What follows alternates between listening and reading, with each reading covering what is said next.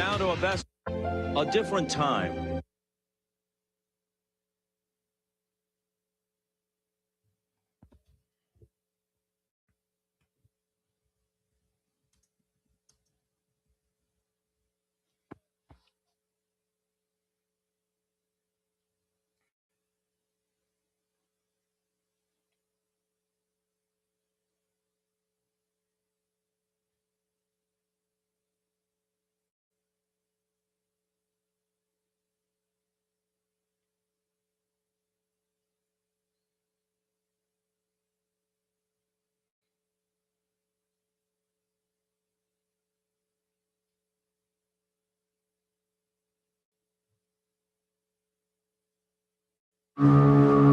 That feeling when you check your bank account and your paycheck's days away. And of course, It's down a different time, a very different team, celebrated and beloved. Their achievements unduplicated in the ensuing 2 decades of Knick basketball. Pat Riley was brought to New York because he had experienced what his Knick players had not. And for 3 years, he has coaxed as much as coached, motivated as much as maneuvered, convincing his team to share his vision. He was in their place once, unproven. The players all championship credentials, not the coach. But together, they achieved sustained greatness. Now, he is the standard against which others are measured, yet his own standards are higher still. He expects victory, even though the circumstances are so much different than they once were. Instead of showtime glitz, he relies now on crunch time grit. With artistry in short supply, he shows his players he believes in them when so many others do not. It appears the guy on the other side of the table holds the superior hand. Home court advantage, the best player, the favored team. But if the Knicks hold an ace, perhaps it is Riley himself. It is unlikely these Knicks will ever be as revered as their predecessors, but it is also unlikely anyone else could have brought them to this point.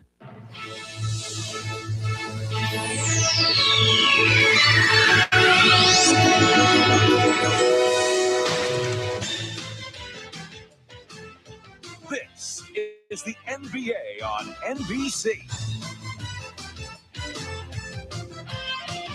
The 1994 NBA Finals.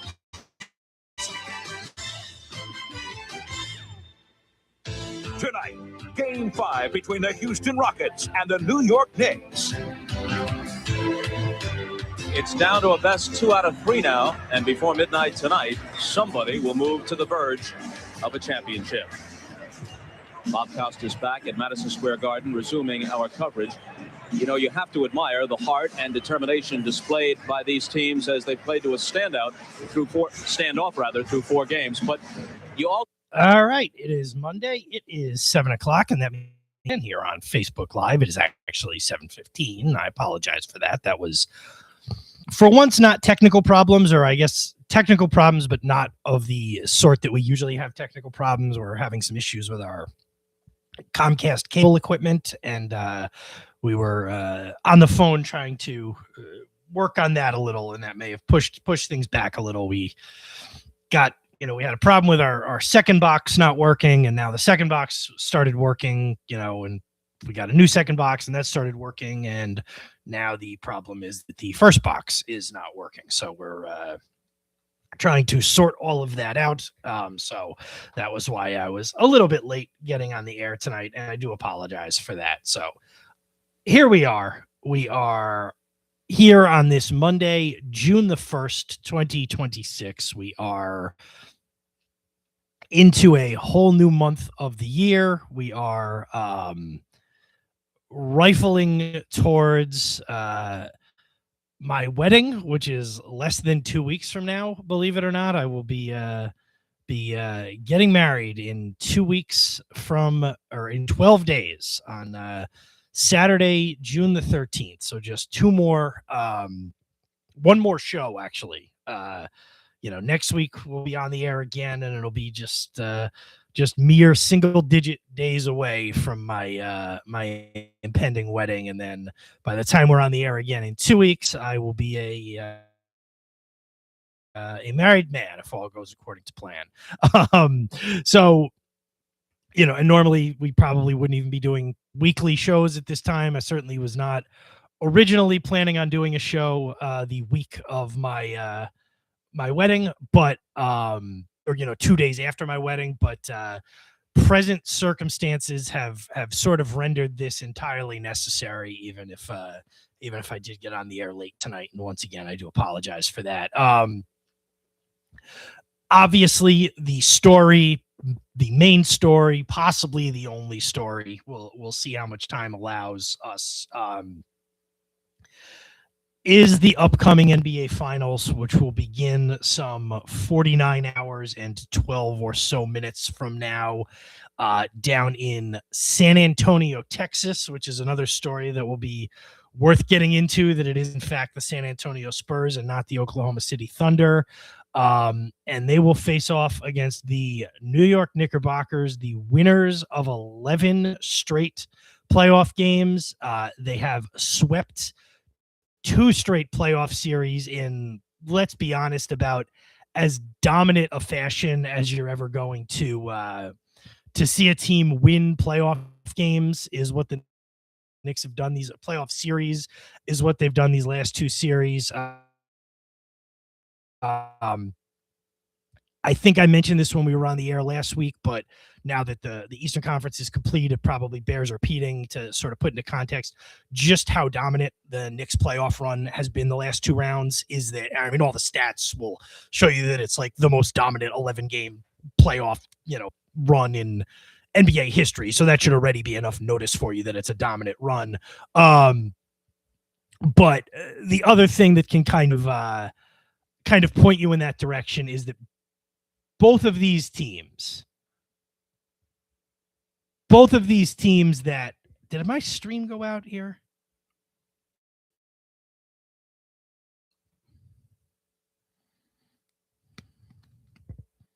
What the heck?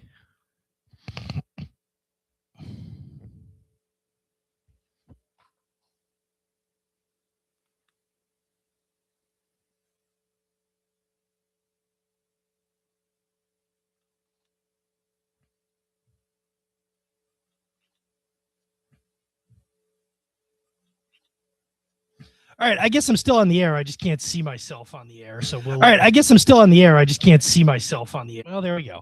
All right, I can't see my stream on my computer any longer, but I'm on the air here, so we will make of that what we can. The way you can tell just how much the Knicks have been so dominant throughout these playoffs is that not only are they, the 2 franchises they beat in the last 2 rounds, previous to that had franchise affirming wins. The Sixers could not have been on a bigger high after coming back from down 3-1, beating the Celtics, beating this formidable team in a 3-1, a big historical rivalry, the Celtics and the Sixers. And then the Cavaliers, who, won back-to-back 7-game series. They beat Detroit, who's a division and historical rival for the Cavaliers in their own right. Cavs also get to an Eastern Conference Finals, the first one they've gotten to since LeBron left, the first one they've gotten to without LeBron in either of his tenures, going back to, I think, 1992, the Lenny Wilkens Cavaliers, losing to the Jordan Bulls. So, both of those franchises, had they just lost in the next round, probably would have been able to spin it as we still had a really good year. We got further than we've gotten in previous years. But the way the Knicks beat those teams, really put them, not only eliminated all of the goodwill of them winning those playoff rounds I just mentioned, but really kind of put them into a sort of existential, mode where Cavs fans were talking about whether the coach should be fired after a year they made the Eastern Conference Finals, that kind of thing. The Sixers, same thing, sort of, should they make big moves? What's the future for Embiid? So, the Knicks have only played 1 game since we were on the air, and really that game had started by the time we were on the air. So it's not even so much a it's not even so much a full game even. So it's been over, this has been a very weird playoffs as a Knick fan. And trust me, I'm not, in no way is this a complaint, but like they beat the Hawks. The last game against the Hawks was Thursday, April 30th. They were then off for like 4 days. Okay, pretty normal length of time. They played on Monday, May 4th. They won on May 4th and then didn't play for 9 days, from a Sunday to the following Tuesday. Then they played Cleveland, and that series was over in a week because they played 4 games in 7 days. And now they have not played for a full week after tonight, and they will not play for another 2 days. And certainly once the finals gets underway, there'll be plenty of days off. So while it's been great, it is also, and it's been good for the nerves to have this much time off, it has also been very intermittent. There have now been 2 9-day periods in between the second round and the third round, in between in between the second and third round, and then the third round and the fourth round, where they've had over a week off. We'll just wrap up game 4 because that's the one game the Knicks have played since we were on the air last, and then we'll we might reset after this glorious 15-minute late, and then technical difficulties, or not even technical difficulties, but perceived technical difficulties. We may take a quick break and then sort of re-rack here. But, so the game started probably a little after 8 o'clock when we were on the air last week. And, you sort of knew, to the extent that Cleveland's going to win this game, it's probably going to be predicated on them coming out hot, jumping out to a lead. They should be the more hungry team, and they did up until about 5 minutes left, just under 5 minutes left in the first quarter. The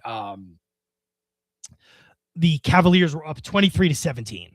And then the Knicks went on a run from 23-17 to a lead of, they were up by as many as, before the first quarter was over, they were up 12. So they went on a 19-3 run to end the first quarter. That run continued into the second quarter, where the lead got up to 22 with 9:41 left. They were up 50-26. So there was from 23-17 to 50-26. So that's a 33-3 run. Or am I doing the math on that right? I think I am. Yeah, they went from 3 down to 24 up. So that's a 27-point differential, whatever. But so they took a huge lead, I guess is what you can say. And then, the Cavs did sort of quietly late in the second quarter, after the Knicks had gotten it up above 30, the Cavaliers did kind of close the gap a decent amount going into halftime, where it wasn't over. At 25, it probably would have been over. It got down to, I believe, 19 going into the third quarter. The Cavs actually opened the third quarter relatively strong, and I believe it got down to as little as 72-16. Now, again, if you told me, 2 minutes into the second half, the Knicks are going to have a 72-56 lead, I'd have taken it. But when it's 16 down from 30, you do tend to get a little bit like, all right, are they trying to take the air out of the ball too early or whatever? And then I think, as we've seen with this Knick team several times in this playoffs, obviously the game 1 comeback against the Cavaliers was, generational and was amazing, but it also was unique. What we've seen the Knicks do several times in this playoffs is get up to a big lead. The other team makes a mini run to maybe cut it back down to 15 or 14 or 16 in this case. And instead of, continuing to panic, and now it's a 7-point game, the Knicks just reassert their dominance. Towns hit a 3 to make it 19. Bridges hit a 3. It was back up above 20. And just like that, the Knicks were back up 84-26.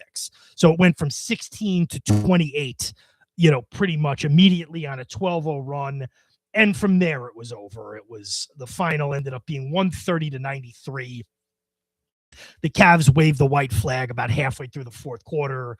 We got extended minutes for Mo Diawara and Pacome Dadier and Ariel Laporte and Tyler Kolek basically playing the entirety of the, or the last 2/3 of the fourth quarter as the crowd in Cleveland that was already a huge number of Knicks fans found that percentage steadily increasing as the fourth quarter went on, as Cavs fans left and Knicks fans got louder. Obviously, there was actually no watch party at the Garden for Game 4 because there was a concert, but the watch party at Radio City Music Hall more than made up for it, or maybe came as close as possible to making up for it. And you saw all the footage of people going crazy as the Knicks finished it off. Jalen Brunson was named the series MVP, which is funny because, they played 4 games in the series and he really didn't do anything in Game 4. I mean, he had 15 points and 5 assists, but I mean, it is funny that people have been going like, oh, if Jalen Brunson's supposed to be this clutch player, how do you explain these stats in the fourth quarter of the Knicks' last game of each series? And the joke there is that the Knicks have been up by 40 points in all 3 of those games at one point or another. And Brunson has not played a minute in the fourth quarter in any of those closeout games. So obviously it's the joke, but Brunson wins the Eastern Conference Finals MVP. I mean, truthfully, what he did in Game 1, which I think as we suspected and then was confirmed with each passing game, that any chance the Cavs had to make this Knicks game, like if the Cavs ended up winning Game 1, do I think the Knicks still would have won the series? Absolutely. I think the Knicks would have won the series. Maybe it would have gone 6 games. I think the Knicks were just that much better than the Cavs, but Game 1 was kind of their shot. And once you blow a game like that, if you don't immediately win the next game, it's going to just take all the life out of you. And it did. And, the Knicks just got better as each game in the series went on. And, I've seen people point out that 3 series in a row now in a closeout game, the team that ostensibly should be much more hungry than the Knicks, and especially all 3 of these games were on their own home court, the Knicks ran them off the floor. In the Hawks series, they were up by 60 points at one point. I think they were up by 50 in the first half in that series. The Sixers series, the Knicks embarrassed them in Game 4. They embarrassed the Cavaliers in Game 4, to complete sweep. So, before we start to talk about the finals and the matchup and all of that, I think we just need, and again, it's been weird because it's in like fits and starts, but it's better than having a heart attack every 2 days. I'll say that. But I would basically challenge anyone to come up, and you obviously have to be a certain age at this point. You really have to be at least 60 to remember the championship teams in 70 and 73, because if you figure 73 was 53 years ago at this point, the bare minimum you could be to remember them in any significant way is 7 or 8. So you have to be 60 years old to remember the second championship team, and that's the most recent championship team. But anybody who remembers any era of Knicks basketball, if you can remember a time where they were this dominant at any point, in a regular season, in a postseason, certainly not I would really challenge anybody to come up with a time where this has been, the level of play and the level of dominance that we've seen from the Knicks the last month as they've won 11 straight games. So Brunson wins the MVP, and the trophy presentation is cool. It's, obviously it's not the trophy everybody's, thinking of. They're thinking of one more thing, but everybody said and did the right things. And you got to feel really happy for Mike Brown. Everybody, myself included, was very, at first, skeptical and in some cases outright critical of, the hire. Obviously everything was going to be judged under the shadow of the fact that the Knicks got rid of an incredibly successful coach, both with the Knicks and everywhere else in his career. Maybe not as much in Minnesota, but certainly in Chicago, and certainly his tenure with the Knicks, that the Knicks got rid of Tom Thibodeau, and then tried to basically, it seemed like at the time their strategy was to ask permission to interview the top assistant or the head coach for basically every team in the NBA and get denied. And suddenly they're left with Mike Brown, who, Mike Brown was sort of became part of national conscience in basketball as the coach of the Cavs during LeBron's first run. He was there through 2010.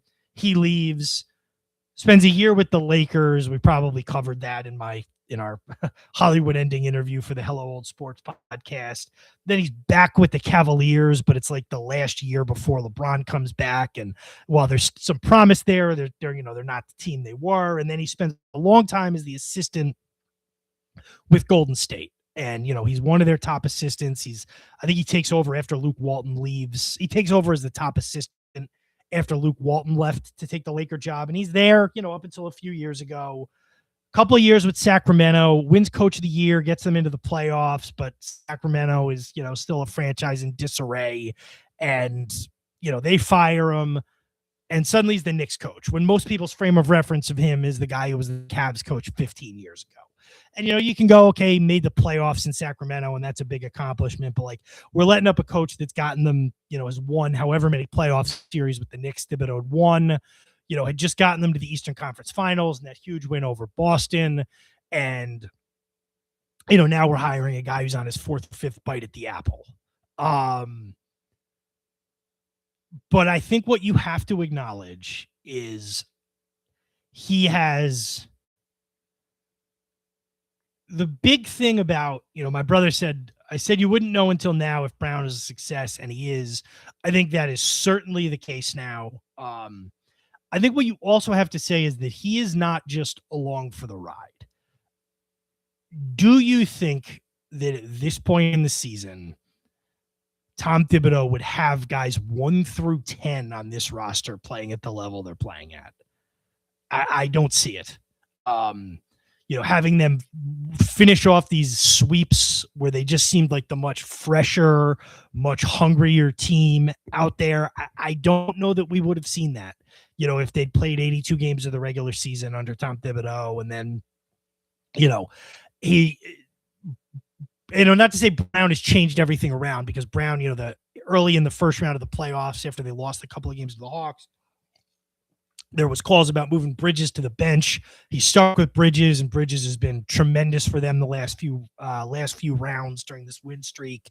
They did make sort of a tweak to run a little more of the offense through Towns, particularly in the Philadelphia series and the last few games of the Atlanta series. But, he gets minutes from 6 through 10 on this team in general. He obviously, you have McBride and Robinson, but then also Alvarado and Clarkson are both interesting examples of guys who basically faded out of the rotation at various points this year and then came back on strong and are now big parts of the team, of the rotation, of the minutes. And then Shamet was hurt, and Shamet has come back and played at a very high level. So I think right now, the way this team is organized, obviously the roster was put together well, but I think it's also a testament to Mike Brown.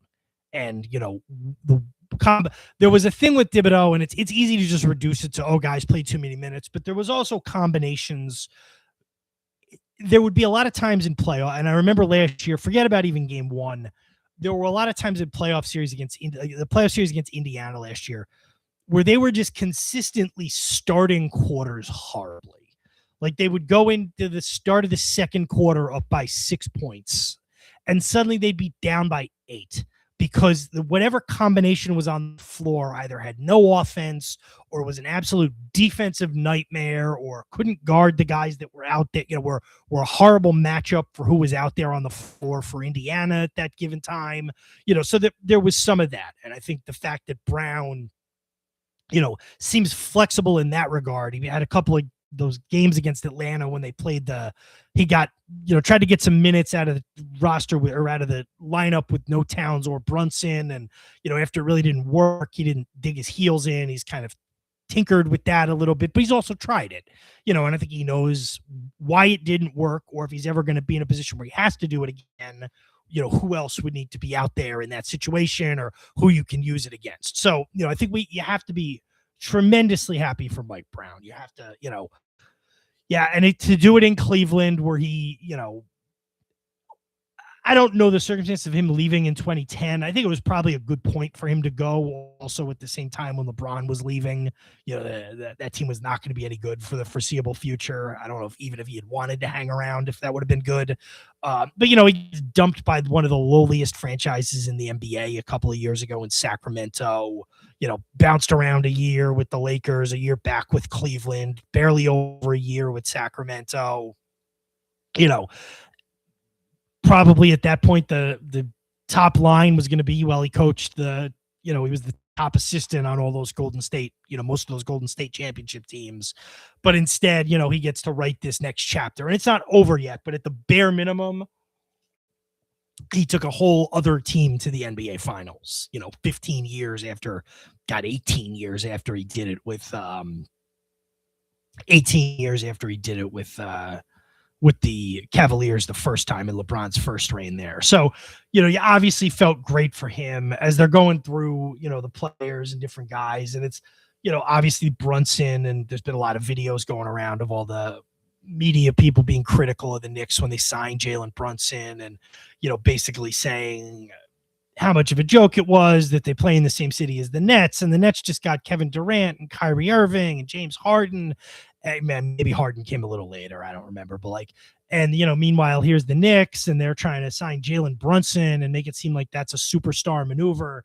And meanwhile, how long ago does it feel that A, the Nets were relevant, and B, that Kevin Durant and Kyrie Irving and James Harden were on that team?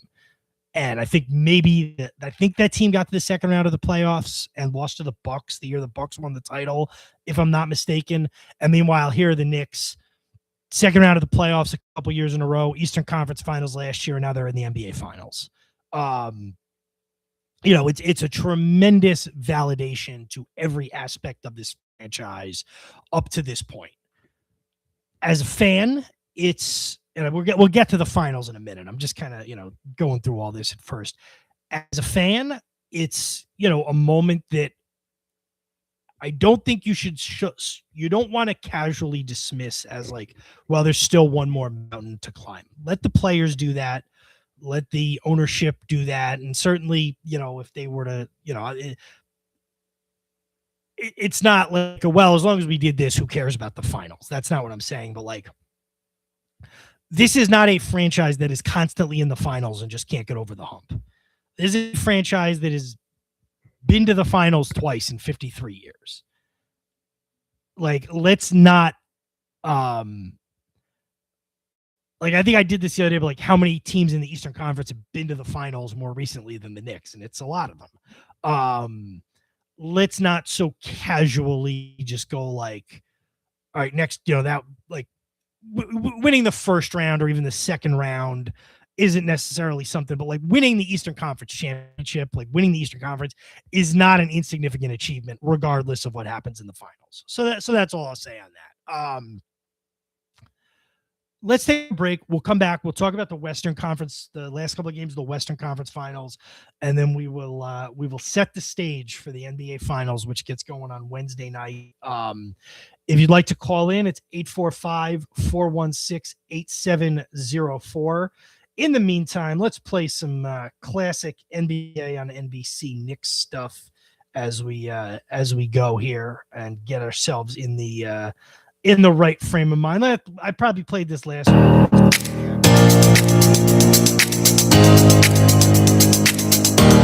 Between the Indiana Pacers. All right, let's do this one. They call it the NBA's second season. In truth, it is the real.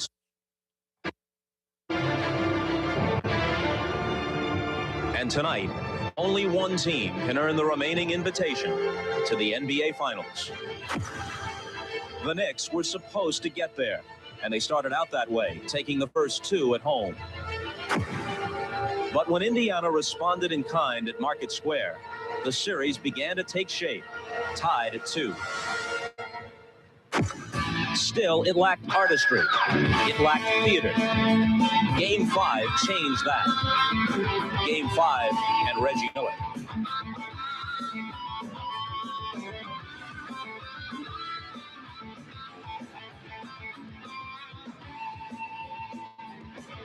the tension and drama continued through the Knicks' revival in Game 6.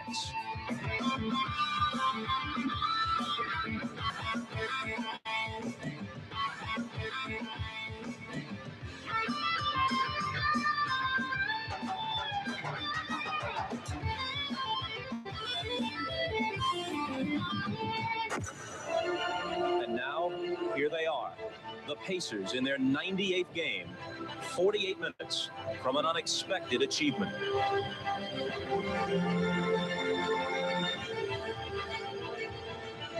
And the Knicks, in this, the 100th game of a grinding season, 48 minutes from what they were merely expected to do. 48 minutes, beginning now.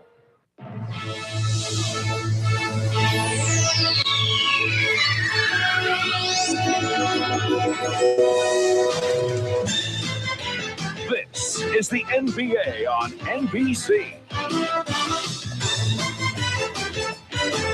The 1994 NBA playoffs. Tonight, Game 7 of the Eastern Conference Finals between the Indiana Pacers and the New York Knicks. 2 Sundays ago, Madison Square Garden was celebrating the Knicks' Game 7 victory over the Chicago Bulls. A victory many assumed all but punched the Knicks' ticket to the NBA Finals. But few reckoned on how formidable the Indiana Pacers would be, somehow forgetting that since midseason, they've had the best record in the league. Hi, everybody. I'm Bob Costas. Welcome to Game 7. All right, back here live on the Split Decision on Facebook Live here on this Monday, June the 1st, 2026. We are into the month of June, if you can believe that. We are knocking on the door of the official beginning of summertime. We're knocking on the door of my wedding next Saturday. And we are, of course, knocking on the door of the NBA Finals, which will get going in just about 48 hours and 45 minutes or so down in San Antonio, Texas. And, you know, sort of keeps with the theme of the Knicks. If you had asked me, you know, when the first round of the playoffs lined up for the Knicks and we saw the bracket and we knew they were playing the Hawks, and you said, okay, give me the most likely path for the Knicks to the finals, I would have said, well, they're probably going to play Boston in the second round. They're going to play Detroit in the Eastern Conference Finals. And then if they get to the NBA Finals, it's going to be Oklahoma City. And wouldn't you know it, none of those have come to fruition as the San Antonio Spurs finished off a really rather remarkable run here. So the Spurs won game one in double overtime, you know, in that huge game, 122-115. They dropped the next two games. Game 2 in Oklahoma City, Game 3 in Texas. They win Game 4 huge, 103-82. And I think if you had any doubts, I think Oklahoma City, that was the first time maybe some doubts crept in, because up until that point, Oklahoma City had been 10-1 in the playoffs. The one game they lost was in double overtime to the Spurs after a fairly long layoff themselves. You know, you could chalk that up to, all right, the Spurs got one from them, but, you know, Oklahoma City settled down and you know, started to assert their will as the champs. Not so much even that the Spurs won Game 4, that they won Game 4 the way they did. They ended up winning by 21. You know, I think it was not like a game that was close until the very end. It was a 12-point lead at halftime. It was an 18-point lead at the end of the third quarter. It was, you know, by the time they got into early in the fourth quarter, it was up by 20, or it was up around 20. It never got closer than that. It wasn't like it was a 6-point game with 4 minutes left and they hit a bunch of shots at the end. So the Spurs win that one 103-82, and that would have been where we left off last time we spoke. Game 5, Tuesday night, back in Oklahoma City. And OKC grabs the series lead and seemingly, you know, basically takes command of the series. And at that point becomes, you know, if they weren't already, I think most people at that point would have overwhelmingly said, all right, it's going to be the Spurs, or it's going to be Oklahoma City. They were up by 20 by early in the third quarter. got down to 10 about halfway through the fourth quarter, but that was as close as it got. Oklahoma City wins 127-114. They got 32 points from Shai Gilgeous-Alexander in this game. I think he shot a bunch of free throws in this game. And the way I can tell that so many people thought it was going to be Oklahoma City was, talk radio and just talk in general from sports fans in this city right now or in the New York area has obviously been about the Knicks, but it's like they haven't played in a week and we didn't even know who they were going to play. So there was a lot of talk. And I remember after game 5, one of the WFAN shows came on the next day, kind of breaking down how often Brunson gets to the line versus how often SGA gets to the line, with the argument sort of like, they call Brunson a foul hunter, and he probably is, but SGA gets twice as many calls to the line. And I was talking to somebody that day at work, and I said, as soon as Oklahoma City wraps this up, Mike Brown needs to be in front of microphones, maybe not naming names, but saying like, well, as long as if their star players are going to get calls, our star players better get the same calls, and kind of like planting that, and maybe the league pays attention and maybe it kind of finds its way into the consciousness of the guys blowing the whistles that they better give Brunson the same or close to the same number of calls they're giving SGA. And that was sort of my mindset at that point. It was like, all right, OKC, hopefully San Antonio makes this a 7-game series, but then you're asking them to win on the road in game 7 against the defending NBA champions, and Oklahoma City or San Antonio answers the bell in the first, pretty much right away in game 6. They lead the whole way in game 6. They, by early in the fourth quarter, they're up by 20. San Antonio wins going away 118-91 to force a game 7, 28 points, 10 rebounds from Victor Wembanyama as they win. They force the game 7. Obviously, as a Knicks fan, you're happy it's a game 7. And then you go, all right, well, chips are going to fall where they may. Obviously, and again, what I was saying to people at the time was like, I'd rather it be San Antonio because, the Knicks played them better this year. They beat them 2 out of 3 times. The game they lost was on New Year's Eve in San Antonio. It was a 2-point game. It was a very close game.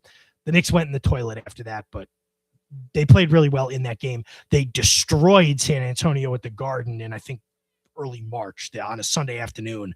They beat the crap out of them. And then the NBA Cup game back in December was close, and then the Knicks pulled away in the fourth quarter to win it.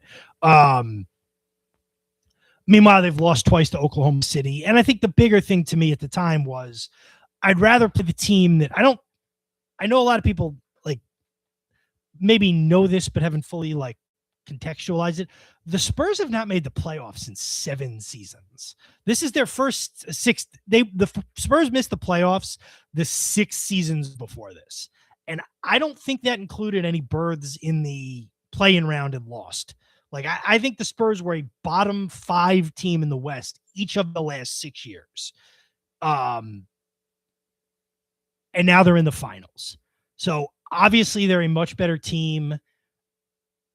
There's something to be said for me of, okay, give me the team that hasn't been even in the playoffs before this versus the team that won the championship last year, obviously knows what it takes to win at the highest level, is capable of doing so.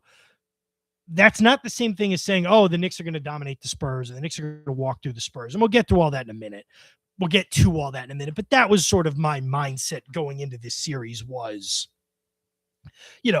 all of the indicators I have are telling me it's better for the Knicks to play the Spurs than it is to play the Thunder. And, this was a very good back and forth game. The Spurs led for a lot of the first half. Oklahoma City went in front early right before halftime. Then Oklahoma City went ahead again early in the third quarter. What were they up by? They were up by a couple.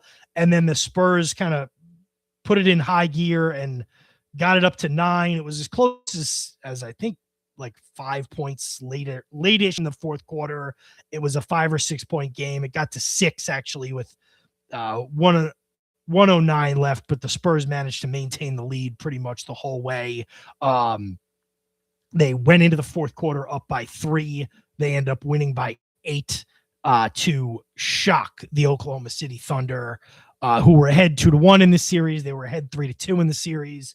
And the Spurs, and people have pointed this out, it's a little similar to the NBA Cup in that the Knicks had advanced to the finals and they were waiting on the winner of Oklahoma City and San Antonio, expecting it to be Oklahoma City, and it was San Antonio.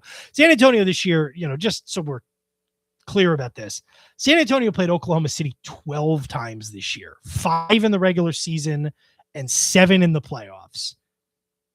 And they beat them 8 out of 12. San Antonio lost 20, or Oklahoma City lost 22 games the whole year, including playoffs. And 8 of those were against the Spurs. So like that, it may have just been a uniquely horrible matchup, but you can't say it's a fluke with how the Spurs played the Thunder all year. So that sort of set the stage as of Saturday night at 11:30 Eastern time or whatever it was. The Knicks had their opponent, and it's the San Antonio Spurs. And, obviously a lot of people immediately go back to the last time the Knicks made the finals in 1999. And, I think we all know that anybody who was familiar with that team, you hear people talk about 94, obviously, and 94 for a lot of reasons. The Knicks being kind of the favorites going into that season after Jordan retired, and having the series lead 3-2, and then obviously everything with Game 5 with OJ Simpson. That intro I played at the beginning was the going on to the Game 5 of the NBA Finals. I played it because I really like the beginning about Riley and the Knicks legends, from the 70s and everything. But then you could hear, if you didn't know what was going on, Bob Costas comes on the air, you'd be like, what's his problem? And you realize it's like they're in the middle of switching between news coverage in the NBA for the OJ game, or for the OJ thing. But 99 was more about the run. The Knicks were an 8 seed. They got by Miami in that 1-8 5-game series. They had a really good Eastern Conference Finals against Indiana. Ewing kind of bowed out of that series after 2 games, and it was clear he was not going to play again the rest of the year. I don't say bowed out like to imply he should, like he was cooked. He didn't have, his knees were shot. Like he had to shut it down for the rest of the year. But then the Spurs really just, I know the Knicks won Game 3, and I know Game 4 was kind of a close game, and so was Game 5. But the Spurs got up 2-0 in the series, and from there it was a steady march for the Spurs. The Knicks were just out of magic that year, so it's not like that particular series I think stings anybody who's a Knicks fan. In terms of like, oh, we should have won that series. At least if you feel that way, you probably shouldn't. But it is interesting that the Knicks get back to the finals for the first time in 27 years. And here they are meeting a team that at that point was at the rise of what led to 5 championships in 14 or 15 years. Cause they won in 99, they won in 03, they won in 05, they won in 07. And then they had the one more, cause they played the LeBron Heat 2 years in a row. They lost in 11. They won in 12. No, 13 and 14. They lost in 13. They won in 14, and then LeBron left to go back to Cleveland. So that was, and then the Spurs really fell on hard times shortly after that, and drafted Victor Wembanyama, and here we are. So, the Knicks are underdogs from a betting standpoint, and the Knicks should be underdogs. The Spurs have They were 9 games better in the regular season. They obviously just beat the team that everybody considered the best team in the NBA. They have the guy who at the moment is playing on a level that's very rarely seen before. But at the same time, nobody is really saying the Knicks have no chance in this series. Nobody is saying, that it's going to be a sweep or a 5-game series, or if they are, I don't think, they should be saying that. Obviously, and I don't know how much like individual breakdowns of specific matchups we're going to do here or whatever, but obviously the first thing you think of in terms of the Spurs is Wembanyama. And I'm waiting for somebody, the Knicks don't have an answer for Victor Wembanyama. Nobody has an answer for Victor Wembanyama. it's not like, oh, how can we get him to score 6 points? Like, that's not what's going to happen.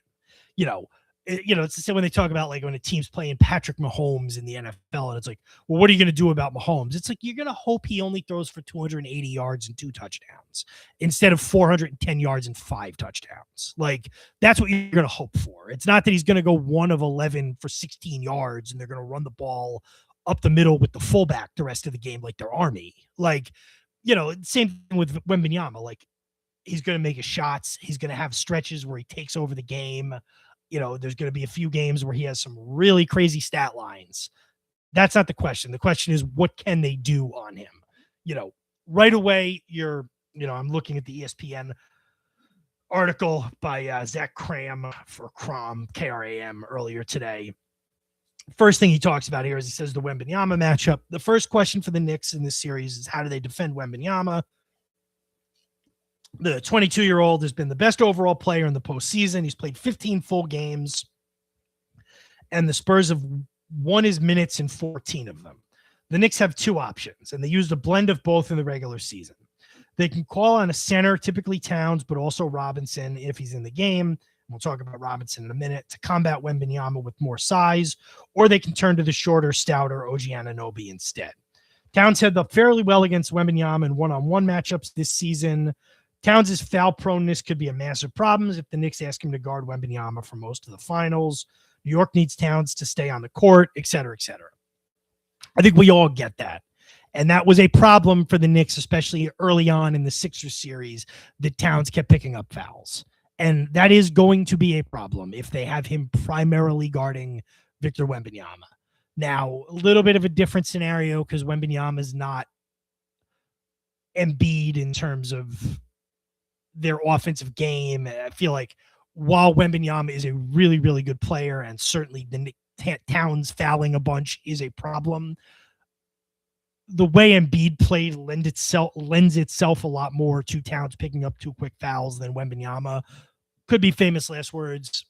I think it's going to be a combination of that. Obviously, they're also going to need to give Robinson time. And look, I was not thrilled to hear that that Mitchell Robinson broke a bone in his hand, wrist, pinky, whatever you want to call it. By all accounts, it's the bone like down where the pinky bone, like where the pinky connects to the wrist. So it's not his like actual pinky finger. It's the bone down there. It is especially unnerving to know that he did this not in a practice or a game. He recently posted on social media about some mental health concerns he's been having. And although nobody has any information on this, that is the kind of injury that occurs when you punch something you're not supposed to punch. A wall, for example, a table, whatever. That is the kind of injury that occurs from that kind of activity. I have a very, very hard time not seeing him play. A lot of people freaked out last week when they came out with this. I think it was on Wednesday. And they said, there's no timetable for his return. And it's like, okay, we're still a week away from them playing. They don't have to provide a timetable right now, and they'd be stupid to provide a timetable. I have no doubt in my mind he's going to play. And, the easy response is to joke and say, well, how is that going to impact his game? And I do think there is something to that of all the guys to have that injury, he's probably the best one because it's probably going to affect what they need from his game the most. But it's not nothing. It's a concern. If he can't, I'm not even talking about free throws, although if he goes from a 40% free throw to a 10% free throw shooter, then it becomes a real problem. But, if he doesn't have any touch on putbacks or whatever, but like it is different than a shooter having that injury. Like, let's acknowledge that. Let's also acknowledge that, we're in June and most teams, we saw it with Oklahoma City, are dealing with guys who are injured. And, if the Knicks are going to win a championship and, yes, we are close enough to that happening now where we can say those words, the Knicks are one of the last 2 teams playing. They are 4 wins away from a championship. We are in the championship rounds, literally, of of this fight that a guy's got a broken bone in his wrist, hand, finger, whatever you want to call it. I'm sorry, but I don't want to hear, well, if that hadn't happened. You know what I mean? This is not a guy blowing out his knee or a hamstring injury or whatever. Like, you're going to have to overcome some of that. And, here we go. So I think Anunoby on Wembanyama also makes sense. Obviously, he's giving up a lot in height there. Anunoby is a plus defender, and he's, that's one of the reasons he was the main reason he was traded for all those years ago. And the Knicks gave up guys they liked in that, specifically quickly, to get OG Anunoby. And, it's great when he's hitting threes, and it's a huge weapon, but it's also the reason they got him is defense. And, not just being able to, a plus defender in the NBA is not just a guy who is really good at guarding the guys who are his position. If you're a small forward, you can be a really good, you can be a good defender guarding other small forwards. What makes you like a, league-wide, all NBA defender, and he was all NBA second team, is being able to hold your own against point guards through centers. And they're going to need Anunoby on Wembanyama for stretches of time. They're probably going to need Josh Hart on Anunoby for stretches of time. Mikal Bridges is a decent defender. Is a good defender. You're going to have to throw a lot of different guys on him. Obviously, you don't want to get into a situation where, Brunson is guarding him for very long, and you know what? You may have to throw Ariel Hukporti in there to lean on him a few times. If Towns picks up a couple of fouls early and whatever, and, they got to give a couple of minutes to him, they may need to do that. That's a possibility. Like I said, there's no magic bullet where, they put Anunoby on him and they didn't, we didn't hear about Wembanyama the rest of the game. Like, that's not going to happen, and we all need to know it's not going to happen. So there's that. This ESPN preview as well, then they go to, it says the Wembanyama matchup is just as fascinating on the other end.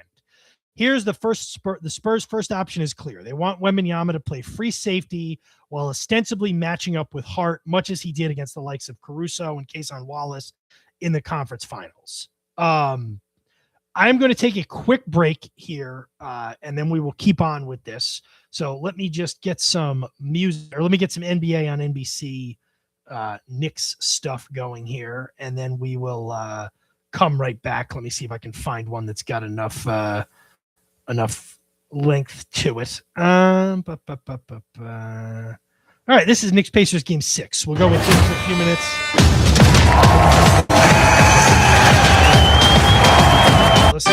Years before the national spotlight focused on Reggie Miller, his dreams were focused on the national pastime. I always wanted to be a center fielder. When I first got my first thing at cleats and walking on the grass and the gravel, the way the cleats sounded, that was my first love. But as he grew, so did his ball of choice. Round ball became his passion. A spot in the NBA Finals, his dream. Miller's high-test energy could fuel this trip. In Game 5 Wednesday night, he filled it up from long range. The Pacers' fourth-quarter deficit vanished as Reggie performed a little show and tell. He solidified his message as he stretched his indomitable spirit. His actions spoke louder than the words and inspiration he shared with his followers. Actions that had the Knicks begging for mercy, bewildered with the prospect of failure. For the Knicks to succeed, they must reflect on their most positive moment. The moment they crossed what they thought was their final hurdle, the Chicago Bulls. But tonight, they are faced with a much higher barrier. No faltering allowed, as Reggie and company hope to make their move toward Houston.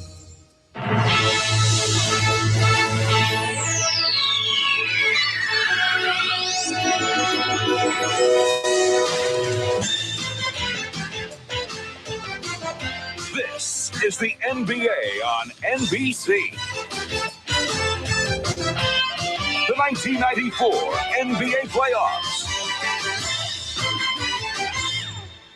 Tonight, Game 6 of the Eastern Conference Finals between the New York Knicks and the Indiana Pacers. The city of Indianapolis has been overcome by the emotional response to the play of the Indiana Pacers, who are one win away from the NBA Final. And Pacer fans are playfully poking at the Knicks. So this is the setting for Game 6 of the best of 7 Eastern Conference Final, with the Knicks hoping to solve the onslaught of Reggie Miller, who Wednesday night put on a Michael Jordan-like performance. Movie director and Knicks fan Spike Lee is certainly on the minds of Pacer fans in light of his taunting exchange with Reggie Miller in Game 5 that Reggie felt helped to motivate his game. So Spike, in effect, is everywhere here at Market Square. He has become the battle cry of Pacer fans. Hi, everybody. I'm Marv Albert, along with Matt Lucas. We welcome you to another primetime edition of the NBA on NBC. And Wednesday night in New York, Reggie Miller put on a prime-time show. A performance that will go down as one of the remarkable shooting exhibitions in the history of the game. 39 points in all, 25 in the fourth quarter. Playoff record, 5 3-pointers in that fourth quarter. We asked Reggie, does he feel the Knicks will try to play him more physically tonight? Well, I don't know if they can get any more physical than they're getting. I'm wearing a lot of them as clothing, so I don't know if he can get any tighter than it is, but I think they're going to keep their same defense philosophy. They're going to keep the same guys out, and keep rotating Harper, Anthony, Davis, and Starks. So with that in mind, I just got to keep moving. And like I said, it's like a boxing match. I just got to keep wearing them down. And when it comes to later rounds, which is to me the fourth quarter, just try to take over. Well, the Knicks definitely want to keep a close eye and body on Reggie Miller. But for the most part, they have held, bumped, and shadowed him pretty well, at least in the first 3 quarters of most of the game. But this guy is relentless and never stops moving. But how about this extraordinary statistic?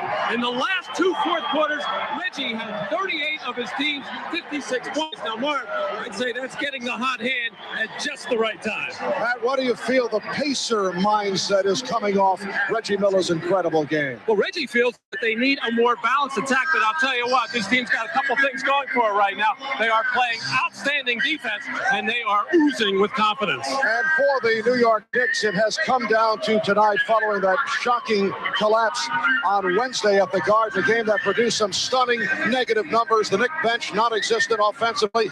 Patrick Ewing only 2 rebounds in 42 minutes. Indiana dominated the offensive board, and over the last 3 games, all wins, incidentally, for Indiana, the Knicks have committed 67 turnovers.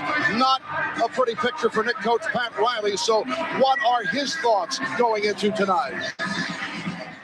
You know, back in Charleston, October the 6th, we started practice at 12:01 midnight, or 1 minute after midnight. And we made a commitment as a team at that time that we were going to be the first team to hit the floor in 93 and the last one to leave it in 94. And that is our commitment. We're not going to get away from that. And, you know, that's what this game is about tonight. Well, Pat referring to the Knicks Charleston, South Carolina training camp and looking to maintain a positive outlook despite those recent Knicks shortcomings. Well, the Knicks are just killing themselves with a lack of poise, just not making the plays at crucial times. And in their 3 losses, those 67 turnovers tell a big part of the story. Now, Indiana is determined to not let Patrick Ewing beat them. So for the Knicks to force a Game 7, I got to think John Starks is going to have to come up with a lot of big plays down the stretch, just like he used to do before he was injured. So for the Knicks tonight, their season is on the line, while the Indiana Pacers do not want to return to Madison Square Garden for a 7th and decisive game.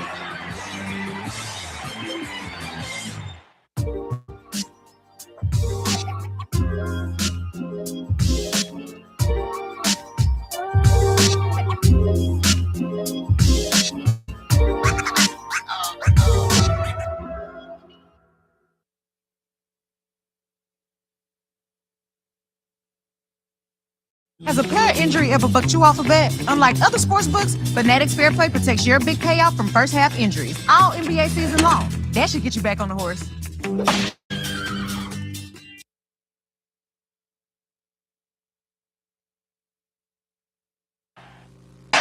Well, this arena has exploded for the introduction of the home team, the Indiana Pacers. Hearing it from this very loud crowd. And as always, we are joined on the sidelines by Ahmad Rashad. Let's go to Ahmad. All right, thanks, Marv. I made my customary visit to both locker rooms. In the Knicks locker room, it wasn't tight. It wasn't a tight locker room, but everybody very serious and very businesslike. I think they all realize that all the work they put in has come down to just this one game. On the other side, in the Pacers locker room, what a transformation. The first 2 games of the series, they were very tentative, very tight. That has all changed. This locker room was very loose. These guys really realizing that they have a chance to take the next step to the NBA championship. Now, in terms of injuries, for the Pacers, Rick Smith has a bruised thigh. He'll wear a pad on it. And for the Knicks, I talked to the trainer, Mike Saunders. He said everybody's fine except for one person that he was worried about. The guy was a little bit tight before the game. He felt like once the game started, he'd get over that and he would be available. That person was Spike Lee. All right, Ahmad. Somehow I think Spike will work through it.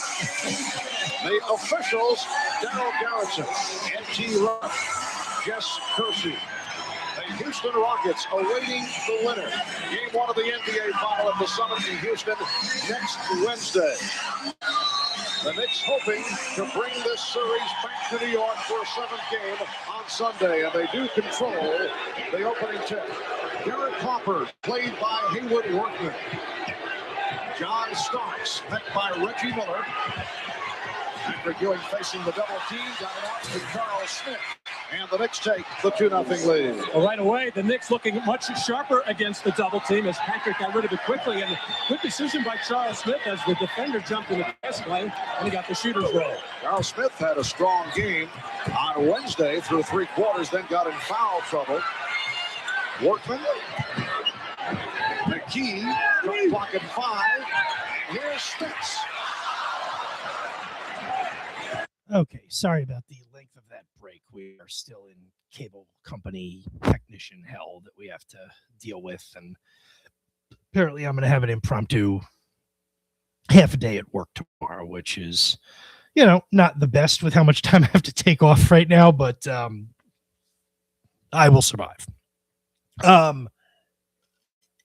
All right, let's move on. Let's continue on with the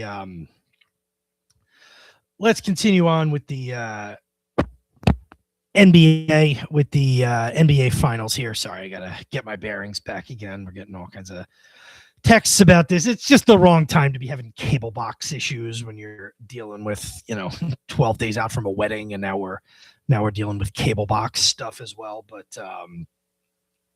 it is what it is. So anyway, so we were just on, let me pull up that article I had up again. So we were talking about, we talked about Wembanyama and what he's going to do offense, but now what are they going to do defensively for Wembanyama? They want Wembanyama to play free safety while ostensibly matching up with Josh Hart. Hart is no stranger to this sort of coverage, and we can all remember game 2 specifically against the Cavaliers. They employed the same philosophy. Jared Allen, sometimes Hart beats that strategy in his 26-point showing in Cleveland. Other time that strategy beats him, as in game 1 against Cleveland when shooter Landry Shamet needed to replace Hart for the Knicks' historic comeback. And that's, I think, one thing that I think gets lost in this is, first of all, Josh Hart is not a stiff out there offensively. Josh Hart is a very good offensive player. Now, of the guys in the Knicks starting lineup, he's the one who's the least, certainly he's who you want your star offensive player guarding to try and not get into a bunch of foul trouble. But the Knicks also can counter that by putting guys like Miles McBride in there or, Landry Shamet, or, and then we're going to have Wemby guard one of them, or does Wembanyama go down to guard Towns or whoever else? The Knicks have a lot of options. The Knicks have the ability to, really move guys around and put combinations on the floor that are at least viable defensively, that are going to force, a guy like Wembanyama, not that there's a lot of guys like Wembanyama that are going to force him to guard guys that, are decent outside, are good enough outside shooters. And if they get him away from the inside, that should theoretically open up the inside for guys like Cat. The other part of this thing says it's a big opportunity for Cat. If the Spurs place Wembanyama on Hart, Towns will have a golden opportunity in this series because the ensuing domino effect will force a smaller defender onto the self-proclaimed greatest big man shooter in NBA history. Even Towns is roughly the same size as Holmgren. He presents a much stiffer challenge. Towns is a more willing and accurate shooter, a more aggressive shooter, and a more incisive passer. Blah, blah, blah, blah, blah. So I think, honestly, if the Knicks shoot well in this series, and I don't even mean like if they shoot lights out, but I mean like as long as they don't have like they did in game one, I do think the Knicks can create some issues for the Spurs from a matchup standpoint. My brother retracted his messages, which is a little bit weird. I don't know if he did that on purpose or what the deal is, but it says Dan Newman message retracted. I don't know that we're going to allow that. I could put user on timeout. Apparently we will not do that. I just don't know why he retracted his messages. I don't actually care. It's just funny that it says that. So, again, I won't belabor the matchups aspect of it. Obviously, your standard things. This talks about rebounding and guys on the corners and everything. This ESPN article seems to be very favorable towards the Knicks, but then this is Shams Charania. He says, but I expect that gap to even out and the Spurs' dominant defense to rule the day. All right, I got my brother on the line. Hello? Yeah, no, I went to type something else, and I must have not been very precise with my fingers, and I accidentally retracted my message. Both of them, two of them. It was just weird. I'd never seen that. I didn't know. I figured you weren't doing it for any to any nefarious ends or anything like that. I did do one thing one time a couple months ago to my wife. I asked her hey, do you mind if I don't know, stay in bed or something for a little while longer? And she said, no, not at all. And so then I edited the message to say, do you still love me?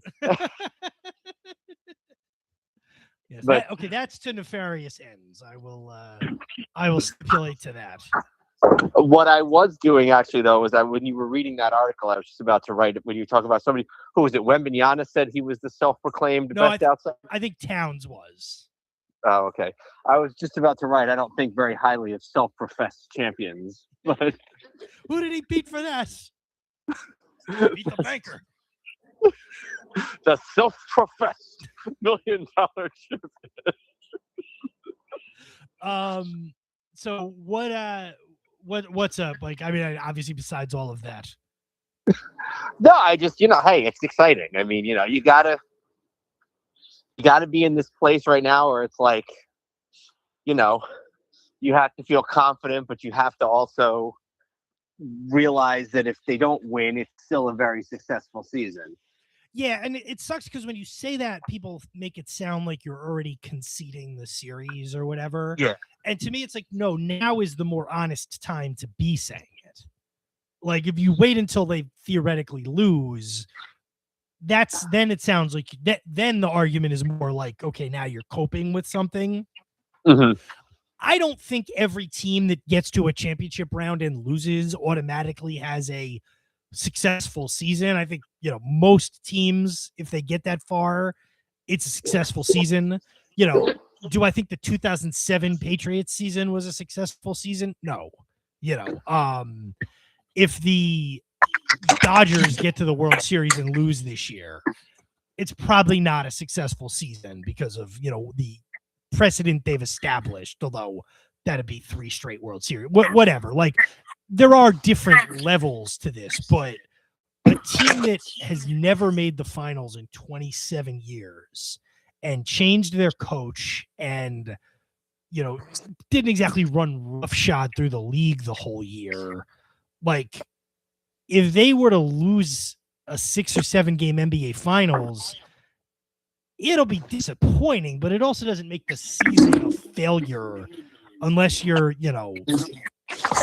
unless you're really trying to convince somebody that you're like a hard ass. You know what I mean? Yeah. Yeah. The only thing I would say is that it's tough because, and again, they haven't lost him.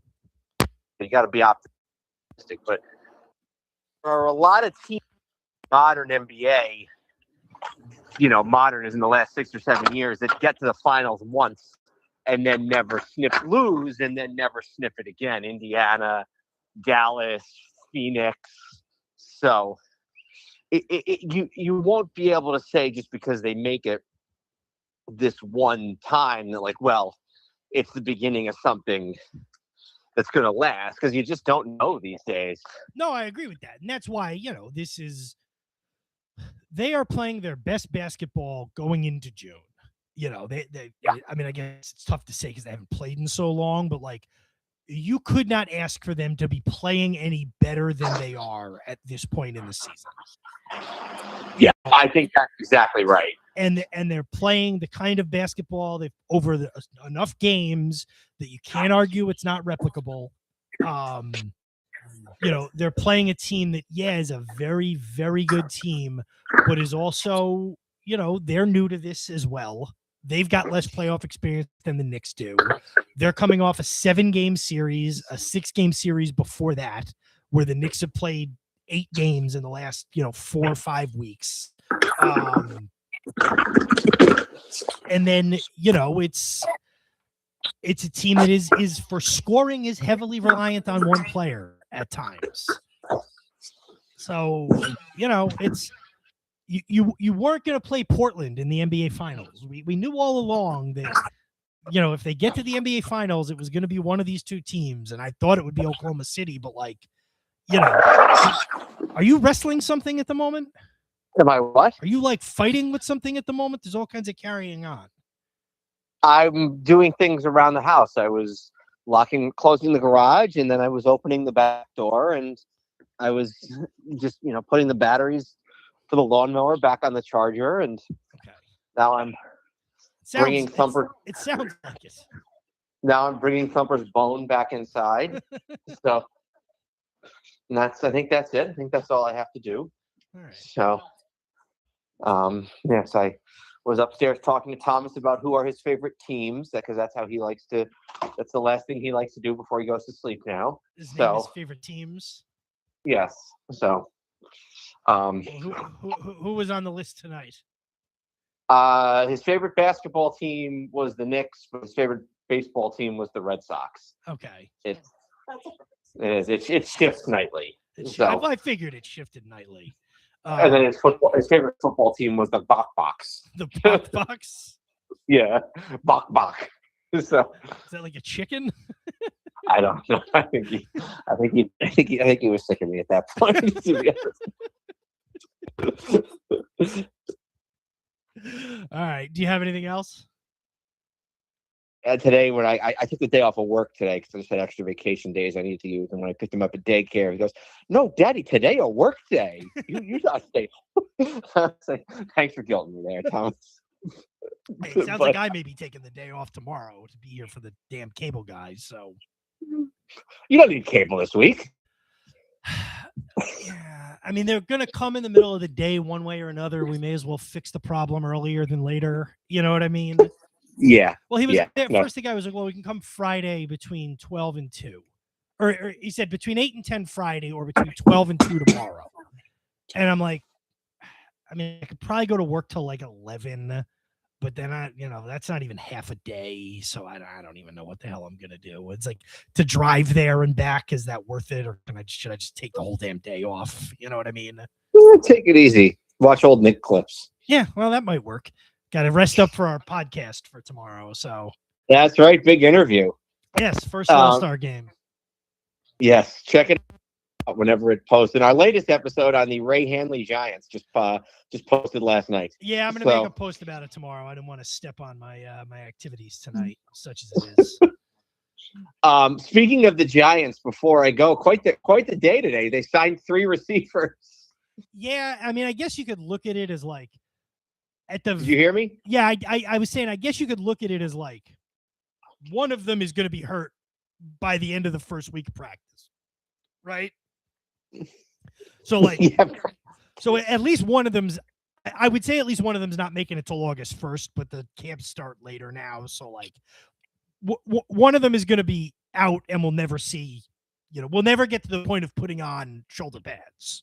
What makes you say that? Just because they're all old washed receivers. Some people were saying that, does that portend anything for Malik Neighbors? And I'm like, I would really hope they're not thinking these guys are going to impact anything about Malik Neighbors in any way, shape, or form.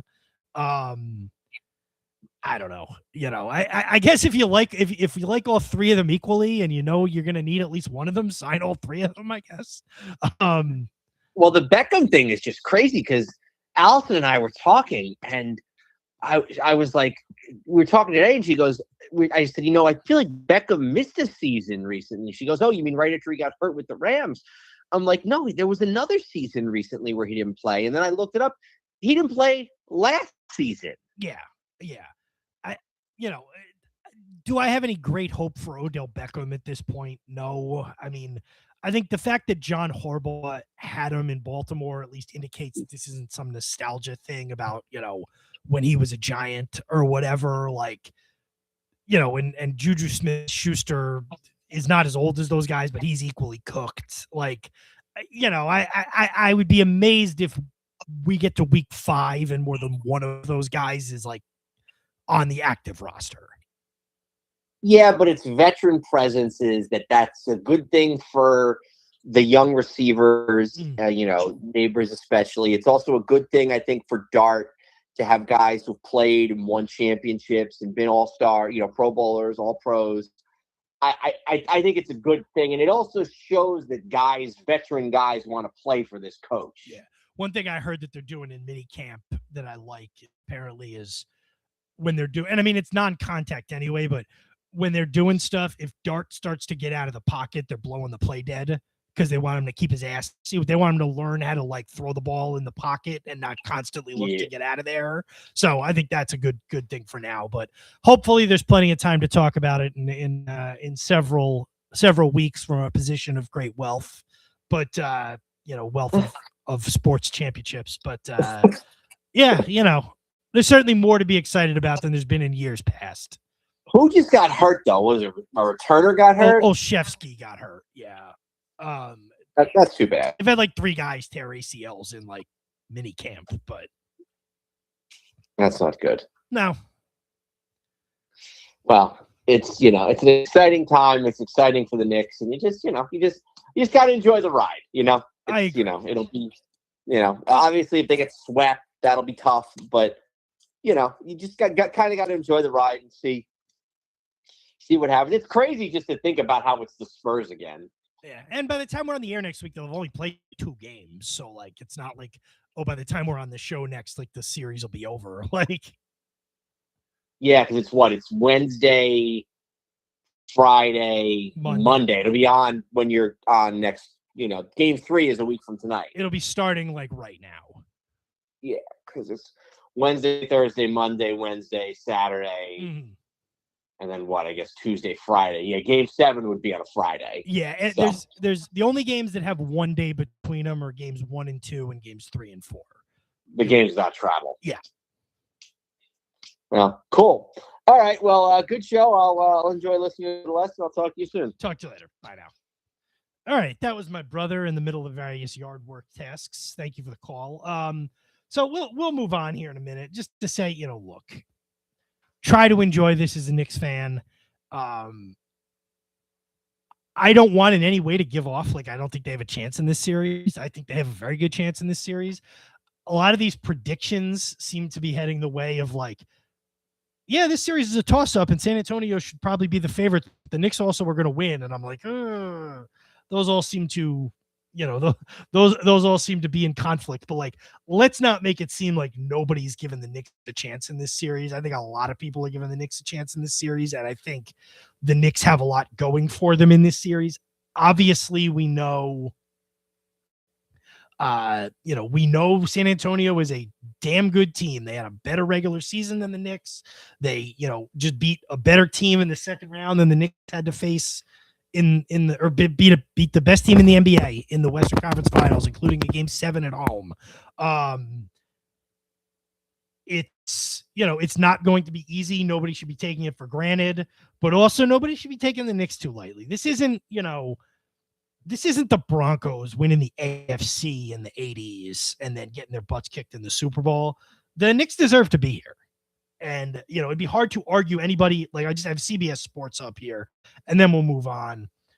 4 out of 5 picking the Spurs, but like this guy's got Spurs in 7.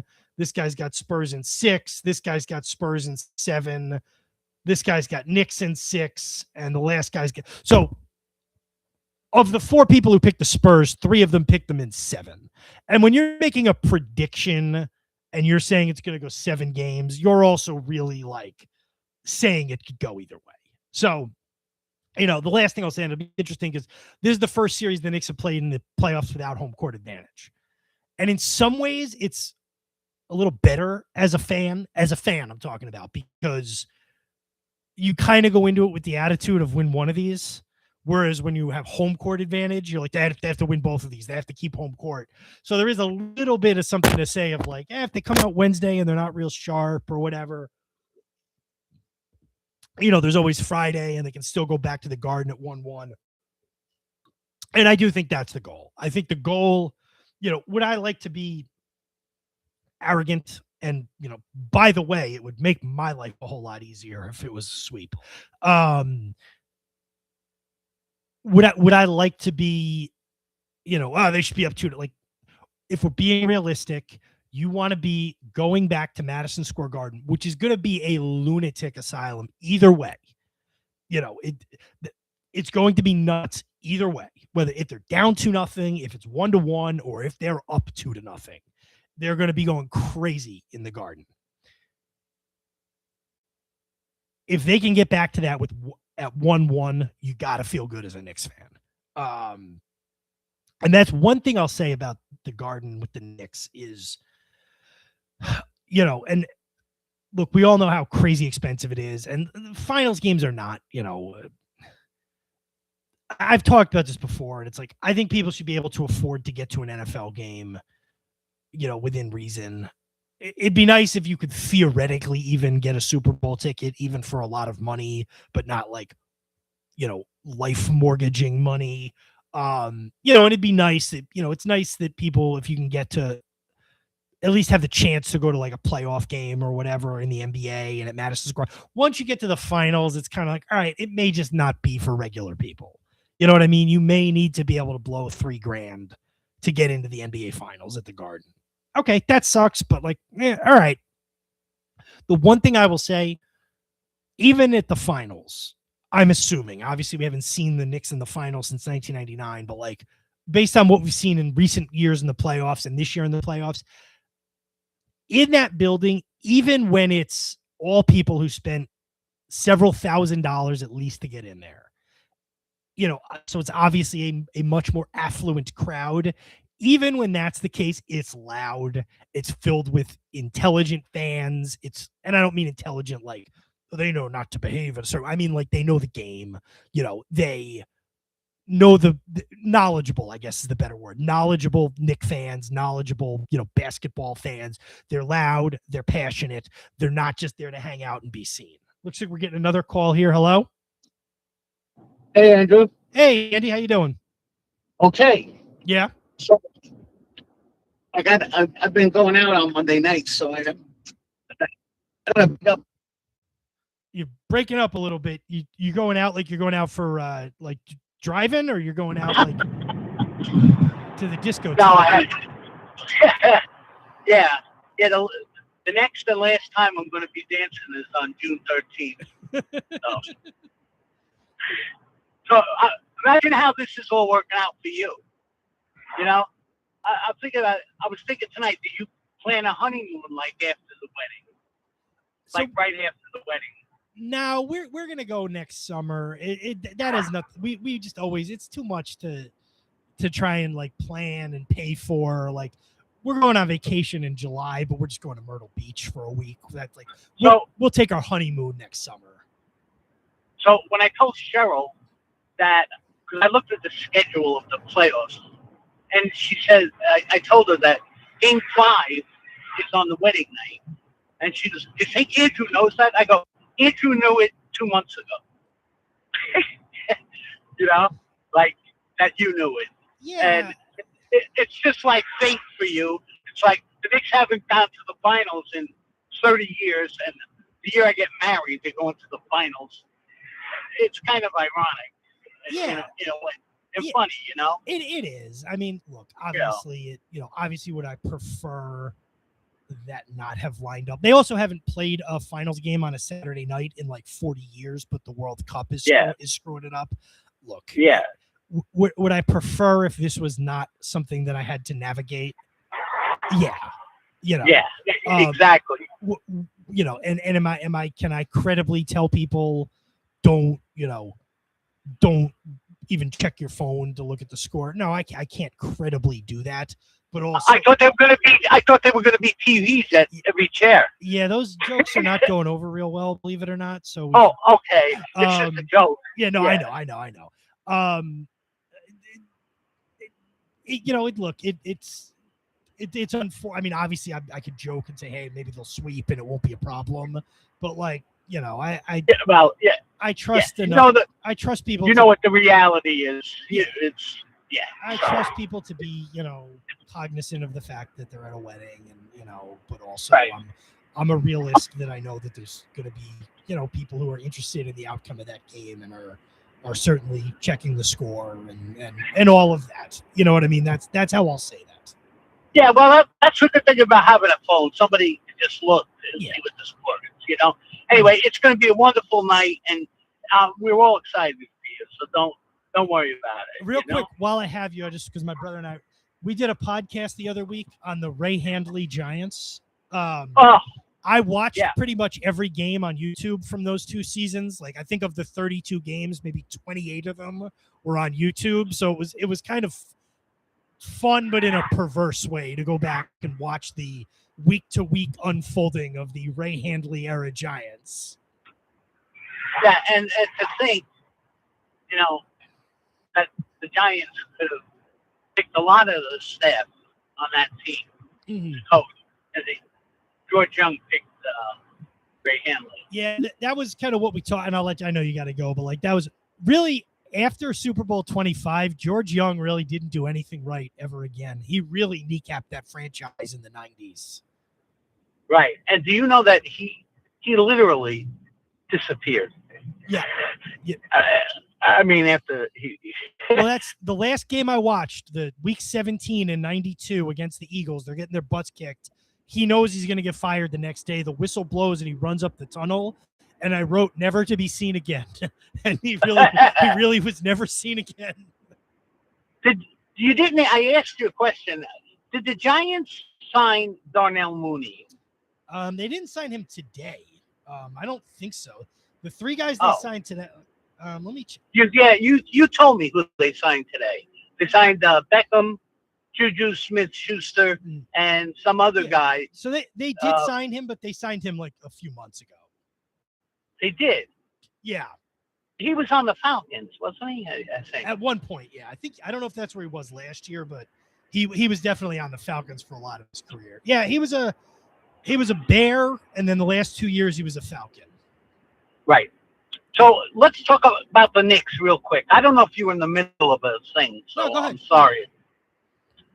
So here's my take on the series. Like positive, but for the Knicks, mm-hmm. they are playing a level of basketball they have never played before.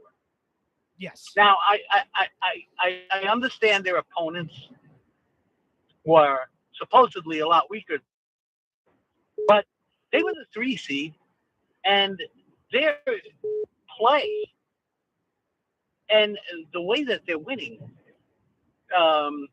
speaks volumes. But and the other thing is the Knicks have to overcome a beast. This kid Wembanyama is a beast. I mean, but I noticed the way he reacted to them winning against Oklahoma City. They're very emotional, and I'm thinking that even though the Knicks aren't an experienced finals team, they're a much more experienced team. Their stars are Dylan Harper, Wembayama, and also Stephen Castle. They're both young players. So I'm thinking the Knicks' experience and how calmly they handled winning everything will give them the edge in experience. And I don't think the Spurs are necessarily a consistently good shooting team. And then the Knicks are a little deeper. That's the plus. Having I lost, agree with that. and I think that if the Knicks, especially game one, if they can win game one, it would really send a big statement. But winning just one in San Antonio will be huge. Yeah. So what are your thoughts? What are your thoughts on the series? I know we're Knicks fans. We're gonna sway everything in, what do you think the biggest problem for the Knicks is? Pretty similar to what you said. I think the fact that the Knicks are as deep and that they can, it's not about shutting Victor Wembanyama down. You don't do that, and it's not about one guy guarding him and he only scores 6 points. It's, can you throw different things at him? Can they put Anunoby on him for a lot of the time? And then, can Towns guard him without getting fouls for a little bit? And, that kind of thing. I look, your point about the fact, like, the Spurs haven't even made the playoffs the last 6 seasons, let alone the finals. Right. So, like, right. the fact that they're playing them instead of Oklahoma City, I think is good for the Knicks without taking the Spurs lightly, but they haven't been here. And obviously Oklahoma City did it last year. I think the Spurs defense is probably better than we're giving it credit for as Knicks fans. And, it's possible the Knicks come out a little rusty from the layoff. I think it's a pretty damn close series. I mean, they'll have the best player because any series with him at this point, he's going to be the best player. I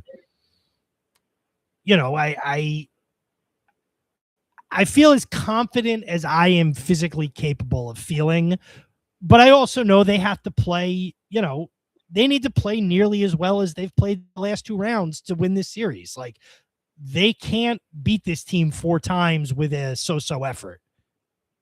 Right. Well, none of their efforts have been so-so. And that's fair. And that, I mean, I think if they play, and I know those 2 teams are nowhere near the Spurs, but the Knicks also made them look horrible. If they play the way they did the last 11 games, that is good enough to win a championship. Probably not in a sweep. Definitely not in a sweep. And it's probably not realistic to expect them to play that well for 7 more games. But, like, that is a good enough effort to beat the Spurs a couple of times. You know what I mean? And in all honesty, we've never seen the Knicks play this well, ever. No. I mean, this group, they have runs and spurts, but, they just play consistently tremendous basketball. Mm-hmm. Demolishing teams.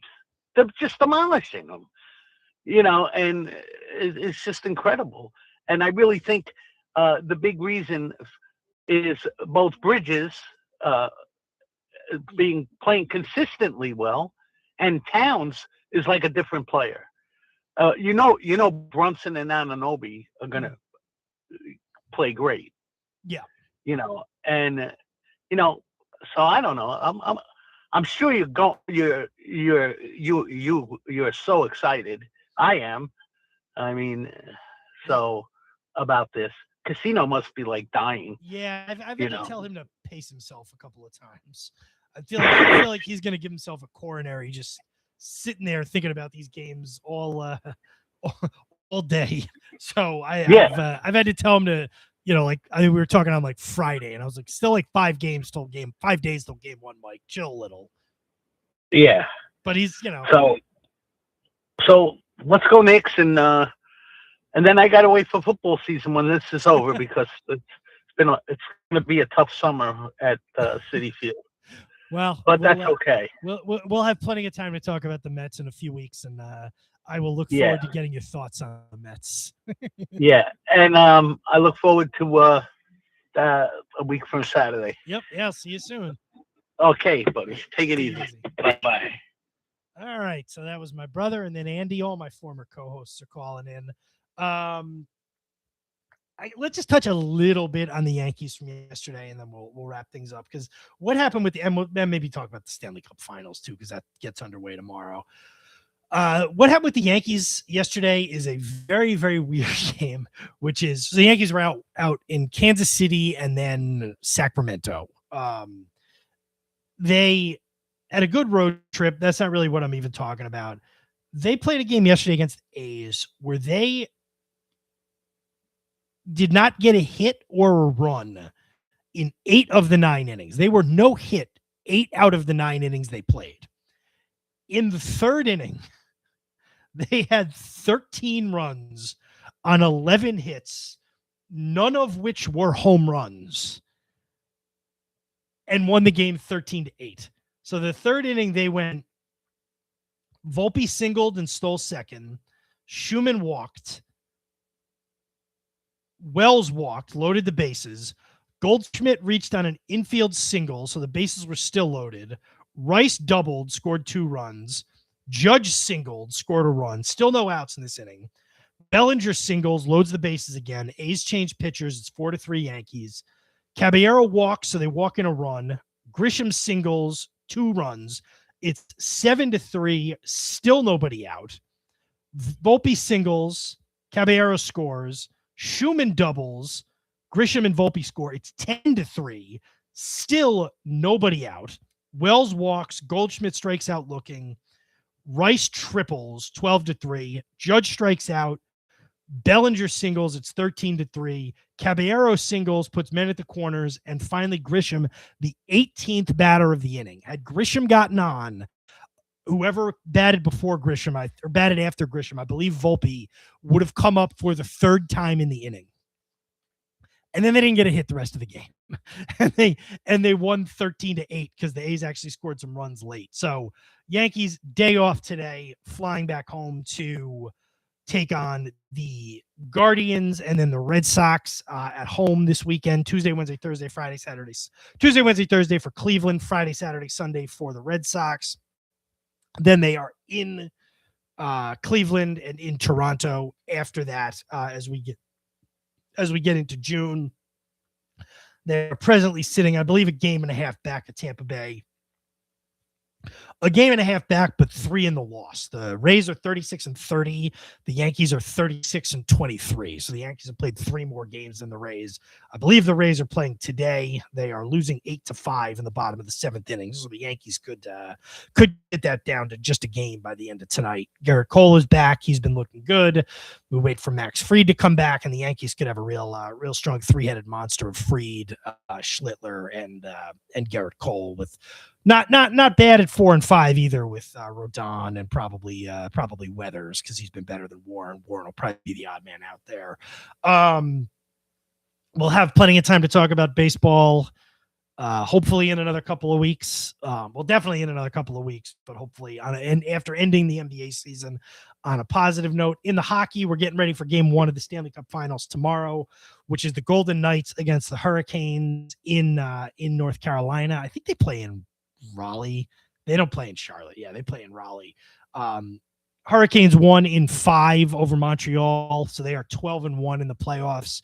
Swept the first round, swept the second round, lost to Montreal in Game 1 of the Eastern Conference Finals, and then reeled off 4 straight victories to run the country of Canada's Stanley Cup drought up to 33 seasons now since the Canadiens in 1993. Vegas finished off an astonishing sweep of Colorado to get back to the Stanley Cup Finals. They were down 3-0 in Game 3 and scored 5 straight goals to win 5-3, and then wrapped it up last Tuesday night by way of a 2-1 victory. So we will be tomorrow night, and then we'll start, most of the next bunch of nights having at least one championship game. So Tuesday night, you'll have the NHL, Wednesday, the NBA, Thursday, the NHL, Friday, the NBA, Saturday, the NHL. Sunday, nothing. Monday, the NBA. Tuesday, the hockey. Wednesday, the NBA. Thursday, the hockey. Friday, nothing. Saturday, the NBA. Sunday, the hockey. Monday, nothing. Tuesday, the NBA. Wednesday, the hockey. Thursday. So, like, of the next 19 or 20 days, 14 of them could potentially have Stanley Cup or NBA Finals games. And then, obviously also the World Cup is a big deal for a lot of people. Not for me personally, but, obviously a lot going on in the sports world at this point. Let's wrap things up here. I have some things to do. I have to figure out. I did also think it was a good look. The New York City mayor, and regardless of how you feel politically, you should like him because he's the man. But if you don't, he issued a mayoral order repealing kids' bedtimes during the NBA Finals so that they can stay up and watch the NBA and watch the Knicks in the finals. So I thought that was a nice touch from Mayor Mamdani. So let's wrap things up for the night. Let's wrap things up in the way we know how to wrap things up here, which is with a little "Go New York, Go New York, Go." Actually, we'll play the 94. We'll play the intro song. So we will be back on the air a week from tonight. It will be Monday, June the 8th. I will be 5 days from my wedding. We will be 2 games into the NBA Finals down in Texas, Wednesday night and Friday night. And a week from tonight, Game 3, the first NBA Finals game in Madison Square Garden since Game 5 in 1999. And, by the time we're here, the Knicks could be down 0-2, and we're talking about a Game 3 that they need to keep their hopes alive. It could be 1-1. We're talking about the swing game of the series, with the next two at the Garden. Or, and this team has given us license to dream, so let's at least put this into the atmosphere. There is also the chance that they could be coming back to New York up 2-0. And if they come back to New York up 2-0, we can really, really start to feel good about this team and the chances to and there are chances to potentially end a 53-year drought. So we will be back 1 week from tonight for my last show as a single man. Thank you for listening to Split Decision. Thank you to my brother and to Andy for calling in. And we will see you 1 week from tonight, Monday, June 8th, 2026, here on YouTube. Have a good week, everybody. Stay safe. And let's go. Bye.